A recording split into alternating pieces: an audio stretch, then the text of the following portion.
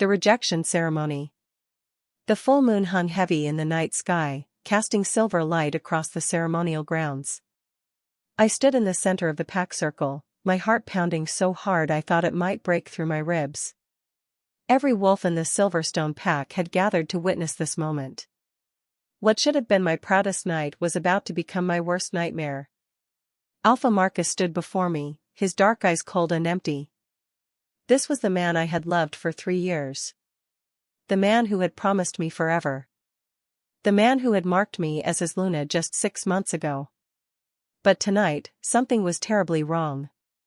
Arya Moonstone, his voice echoed across the silent crowd. I, Alpha Marcus of the Silverstone pack, reject you as my Luna and mate. The words hit me like physical blows. Gasps rippled through the crowd. My knees buckled, and I fell to the ground.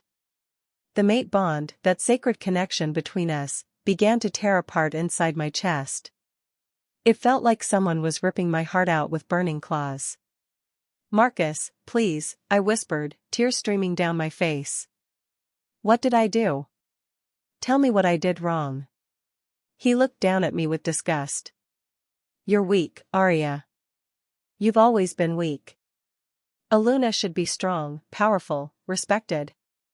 But you? You can barely shift properly. You have no special abilities. You're an embarrassment to this pack and to me. Behind him, I saw her. My younger sister, Elena. She stood with a small smile on her beautiful face, her hand resting on her stomach. My blood turned to ice. No, I breathed. Elena? You're pregnant, Marcus finished, his voice filled with pride he'd never shown for me. Elena carries my heir. A strong pup from a strong mother. She will be my true Luna.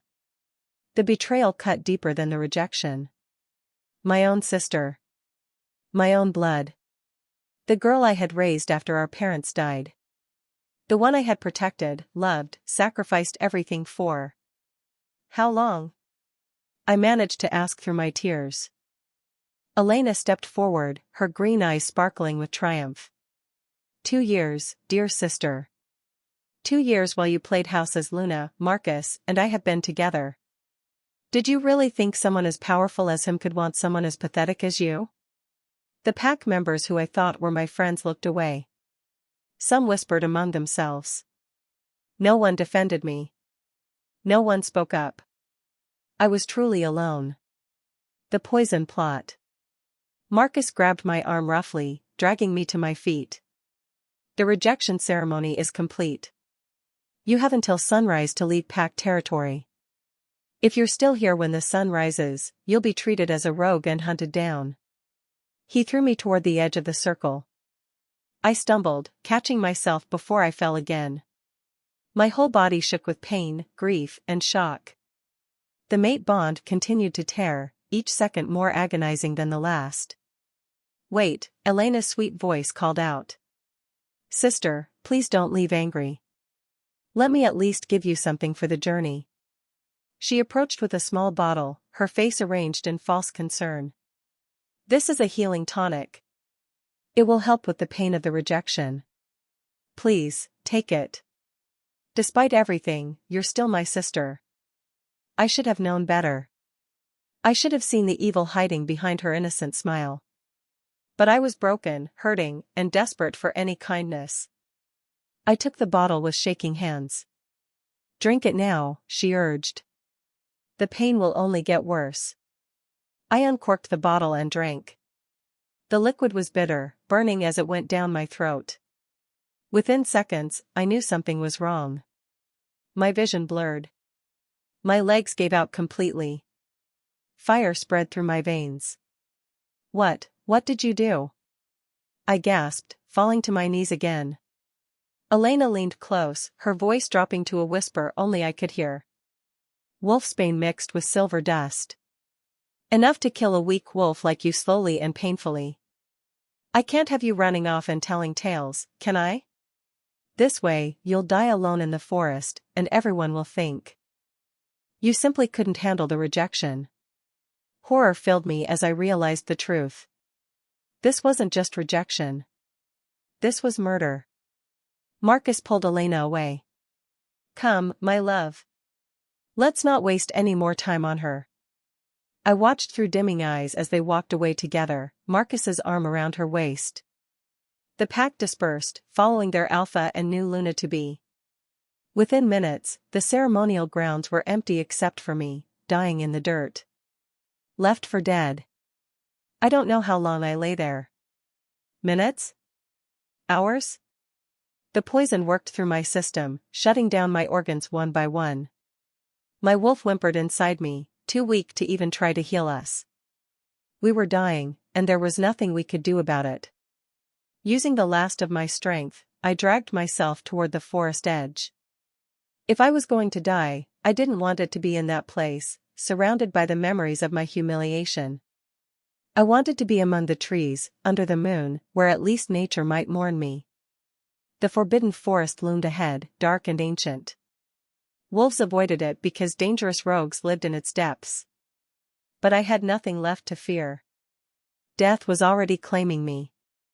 I pulled myself forward, inch by painful inch, leaving a trail of blood behind me. My fingers dug into the earth. Thorns tore at my skin. But I kept moving, driven by some instinct I didn't understand. Finally, I could go no further. I collapsed in a small clearing, my cheek pressed against the cold ground. The moon shone down through the tree branches, and I thought it was beautiful. A good last thing to see. I'm sorry, moon goddess, I whispered. I tried to be good. I tried to be strong. I'm sorry I failed. My eyes closed. Darkness pulled at me, promising an end to the pain. I let myself fall into it, accepting death as my only escape. But then I heard footsteps. Heavy, measured, coming closer. A rogue, probably, come to finish what the poison had started. I didn't care anymore. By the goddess, a deep male voice breathed. What happened to you? Strong hands rolled me onto my back. I forced my eyes open and found myself looking up at the most striking man I'd ever seen. He had silver-white hair that fell to his shoulders, sharp features, and eyes like liquid gold. Power radiated from him in waves that even my dying senses could feel. Wolfsbane and silver, he muttered, his nose wrinkling as he sniffed the air around me. Someone wanted you dead very badly. Let me die, I whispered. There's nothing left. No. His voice was firm, commanding. I don't let potential die in my forest. You're coming with me. The Rogue King appears. He lifted me into his arms as if I weighed nothing. Through my fading consciousness, I felt the incredible strength in him, the raw alpha power that made Marcus seem like a puppy in comparison. Who are you? I managed to ask. My name is Kale, he said, moving swiftly through the forest. And you're in my territory now. The forbidden forest belongs to me and those I protect. Rogue. I breathed. Not exactly. There was amusement in his voice. I prefer the term Rogue King. I rule over those who have nowhere else to go. The rejected, the abandoned, the hunted. You'll fit right in. I wanted to ask more, but the darkness was winning. My eyes closed again, and this time I couldn't force them open. Stay with me, Kale's voice seemed to come from far away. Don't you dare die on me. Fight, little wolf. Show me you're stronger than the poison trying to kill you. His words stirred something deep inside me. A tiny spark of defiance. I had been weak all my life. I had let Marcus walk over me. I had trusted Elena when I should have been suspicious. I had accepted their cruelty without fighting back. But maybe, just maybe, I could be strong enough to survive this. My wolf stirred, responding to the command in Kale's voice. She was weak, barely a whisper, but she was there. We weren't dead yet. That's it, Kale encouraged, feeling the small change. Hold. That's it, Kale encouraged, feeling the small change. Hold on. We're almost there. Unexpected sanctuary. When I woke, I was lying on something soft. A bed. Clean sheets surrounded me, and the scent of herbs filled the air. For a moment, I thought I had died and gone to some peaceful afterlife. But then the pain hit, reminding me I was very much alive. "Don't try to move yet," a kind female voice said. "The antidote is working, but you need rest." I turned my head slowly and saw an elderly woman with silver hair and gentle brown eyes. She was grinding herbs in a bowl, and the scent of healing magic surrounded her. "Where?" My voice came out as a croak. "Safe," she assured me. "You're in the Rogue King's settlement. Deep in the forbidden forest where your former pack can't reach you. I'm Vera, the healer here. The poison should have killed you 3 times over." Vera shook her head in amazement. "Whoever mixed that wanted you to suffer. But Kale found you in time. We've been working for 2 days to flush it from your system." 2 days. I'd been unconscious for 2 days. "Why?" I whispered. "Why save me? I'm nobody. I'm weak, useless." "Hush that talk." Vera's voice became stern. "Kale doesn't save useless wolves. He saw something in you, some potential you can't see yourself. Now rest. He wants to speak with you when you're stronger." Over the next few days, I slowly recovered. Vera brought me food and medicine. She changed my bandages and told me stories about the settlement. I learned that over 200 wolves lived here, all outcasts like me. Rogues who had been rejected, abused, or hunted by their original packs. "Kale built this place 10 years ago," Vera explained one morning as she helped me sit up. "He was betrayed by his own pack, left for dead like you. But he survived, and he swore he'd create a sanctuary for others who suffered the same fate." "He's an alpha?" I asked. "The strongest I've ever known. But he refuses to claim pack lands or play the political games other alphas do. He protects those who have no one else." A knock on the door interrupted us. Vera smiled. "Speaking of which, come in." The door opened, and Kale entered. In the daylight, he was even more striking than I remembered. He wore simple black clothes, but they couldn't hide the power in his frame. His golden eyes fixed on me with an intensity that made my breath catch. "You're looking better," he observed, leaning against the wall. "The color's back in your cheeks." "Thanks to you," I said quietly. "Vera told me you saved my life. I don't know how to repay." "I don't want repayment." He cut me off. "I want to know your story. Who poisoned you? Why were you left to die in the forest?" "Healing and awakening." So I told him everything. The rejection ceremony. Marcus's cruel words. Elena's betrayal. The poison she'd given me disguised as medicine. I told him about my weakness, my lack of abilities, all the reasons I wasn't good enough to be Luna. Kale listened in silence, his expression growing darker with each detail. When I finished, he was quiet for a long moment. "Your former alpha is a fool," he finally said. "And your sister is a snake. But do you want to know the biggest problem with your story?" I looked at him in confusion. "You believe the lies they told you." His golden eyes burned into mine. "You think you're weak. You think you have no abilities. You've accepted their judgment of your worth. That's the real poison, Arya. The poison in your mind." "But I am weak," I protested. "I can barely shift. I have no special powers." "That's why." "No." He pushed off the wall and came closer. "You were never given the chance to develop your abilities. You were suppressed, held back, kept small so they could control you. But I can feel the power sleeping inside you. It's raw, untrained, buried deep. But it's there." Hope fluttered in my chest, fragile and terrifying. "You really think?" "I don't think. I know." Kale extended his hand. "If you want, I'll train you. I'll help you find your strength, your abilities, your true self." But you have to choose it, Arya. You have to want to be strong. I looked at his offered hand. This was a turning point. I could refuse, stay broken and defeated, accept that I was everything Marcus and Elena said I was. Or I could take his hand and fight for something better.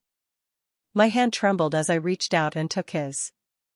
His fingers closed around mine, warm and strong. I want to be strong, I said, my voice steadier than I expected. I want to make them regret what they did. I want revenge. A slow smile spread across Cale's face. Good. Then your training starts tomorrow. I hope you're ready, little wolf. Because I don't train weaklings. I forge warriors. And by the time I'm done with you, Marcus and Elena will wish they'd never crossed you. That night, as I lay in bed recovering, something stirred deep inside me. My wolf, who had been silent and weak for so long, lifted her head. She felt it too. The beginning of change. The first spark of power awakening after years of dormancy. This was just the beginning. My old life was dead, burned away by betrayal and poison. But from those ashes, something new was rising. Something stronger. Something dangerous. Marcus and Elena thought they'd destroyed me. They had no idea they'd just created their worst nightmare. Part 2, Transformation and Alliance, 2,000 words.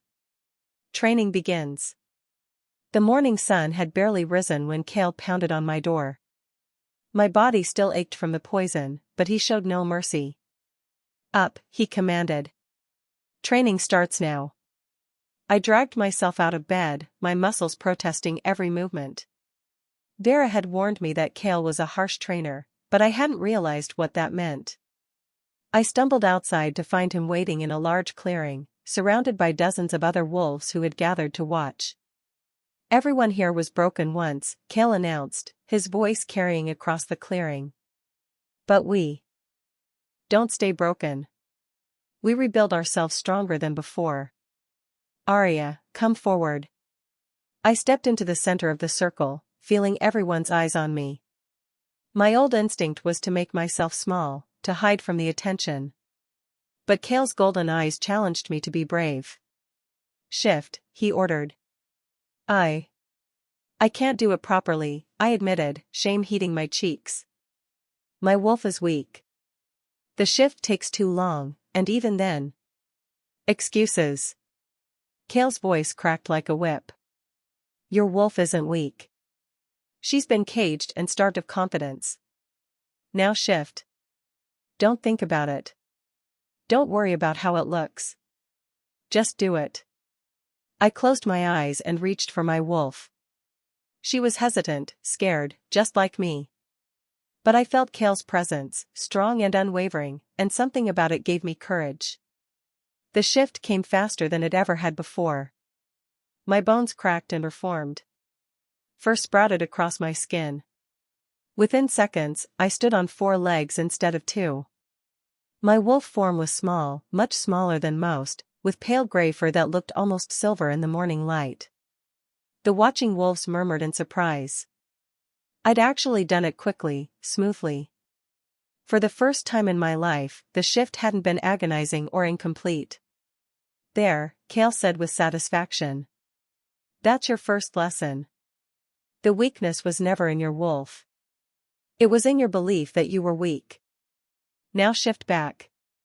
I did, and again it was easier than before. Good. Now do it 10 more times. My eyes widened. 10? 20 if you argue. I didn't argue. I shifted back and forth until my body screamed with exhaustion, until sweat poured down my face, until I thought I might collapse. But each time became slightly easier. My wolf grew more confident with each shift, responding faster to my call. When I finally finished, Cale tossed me a water bottle. Tomorrow, we work on combat. Rest while you can. The truth revealed. That evening, as I soaked my aching muscles in a hot bath, Vera brought me dinner and news. Cale wants to see you in his office after you eat, she said, setting down a tray of food. He has information about your former pack. My heart raced as I quickly finished eating and dressed. Kale's office was in a large cabin at the center of the settlement. When I entered, I found him studying papers spread across his desk, his expression grim. "Sit," he said, gesturing to a chair. "What I'm about to tell you won't be easy to hear." I sat, my hands gripping the armrests. "What did you find?" "I have contacts throughout the pack territories," Kale began. "Spies, informants, wolves who owe me favors. I asked them to look into Alpha Marcus and your sister Elena." He pushed a stack of papers toward me. "This is what they discovered." I picked up the first document. It was a financial report from the Silverstone pack. My eyes widened as I read. "Marcus has been embezzling pack funds for 3 years," Kale explained. "Hundreds of thousands of dollars funneled into private accounts.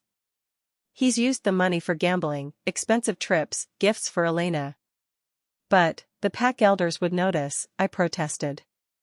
"They did notice. 6 months ago." Kale handed me another paper. "This is a letter from Elder Thomas demanding an accounting. 3 days after he sent it, he died in a hunting accident." Horror filled me. "Marcus killed him?" "Can't prove it, but the timing is suspicious. 2 other elders who questioned the finances have also died or disappeared. The remaining elders are too frightened to challenge him." I looked through more papers. Each one revealed another piece of the ugly truth. Marcus had been corrupt long before he rejected me. He'd used his position to steal from the pack, to eliminate anyone who threatened his power. Why didn't I see this? I whispered. I was Luna. I should have noticed. You were deliberately kept in the dark. Kale's voice was gentle now. Marcus needed a Luna for appearance's sake, but he didn't want one who would question him.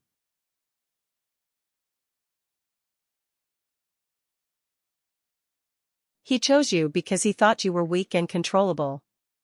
When you started showing signs of being more observant, more confident, he decided to replace you with someone he could manipulate more easily. Elena, I breathed. Your sister is ambitious but not smart. She thinks Marcus loves her, but really, he just needs someone who won't look too closely at his crimes. The pregnancy gives him an excuse to make the switch seem natural. The betrayal somehow hurt even more knowing this. Marcus had never loved me. I'd been nothing but a convenient puppet. There's more, Kale continued. According to my sources, Marcus is planning something big. He's been meeting with Alpha Darius of the Blood Moon Pack. Darius is known for his cruelty and his expansionist ambitions. Together, they're planning to attack smaller packs and absorb them by force. That's against pack law, I said, shocked. Marcus doesn't care about pack law anymore. He's drunk on power and greed. In 3 months, he plans to launch his first attack. Dozens of wolves will die, and he'll become even more dangerous. I looked at the evidence spread before me, feeling rage build in my chest. This man had broken me, rejected me, tried to have me killed. And now he was planning to hurt innocent wolves for his own gain. We have to stop him, I said. Kale smiled. Now you're thinking like a warrior. But first, you need to be strong enough to face him. That's why your training is so important. We're not just building your physical strength. We're preparing you to take back everything he stole from you. Building trust. Over the next few weeks, I trained harder than I'd ever worked in my life. Every morning, Kale pushed me to my limits and then beyond them. Combat training, endurance runs, strategy sessions. He taught me how to fight, how to think like a warrior, how to use my smaller size as an advantage rather than a weakness. But he also taught me about pack dynamics, politics, and power.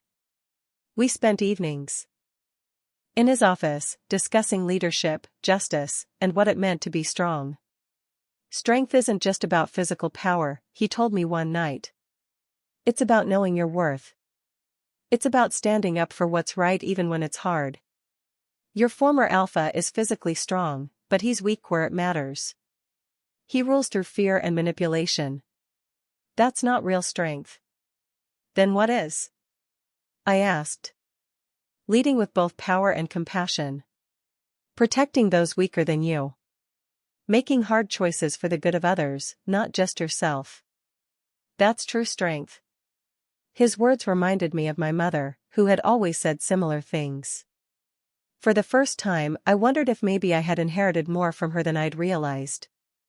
As the weeks passed, something unexpected happened. I began to feel things for Cale that went beyond gratitude or respect. He was patient with my struggles but demanding of my best. He never coddled me, but he also never made me feel worthless. When I succeeded, his praise meant everything. When I failed, he simply made me try again. One evening after a particularly brutal training session, I collapsed on the ground, gasping for breath. Cale sat beside me, handing me water. "You did well today," he said. "You're getting faster, smarter in combat." "I still have so far to go," I panted. "Yes. But look how far you've come." He turned to face me. "When I found you in that forest, you were dying. You'd given up. Now look at you. You're fighting, training, growing stronger every day. That transformation, Arya, that's more impressive than any amount of natural talent." His words made my chest tighten with emotion. "Why do you care so much? About me, about all the wolves here? You could be a powerful alpha with your own territory. Instead, you hide in the forest helping outcasts." Cale was quiet for a long moment. "I told you I was betrayed by my pack," he finally said.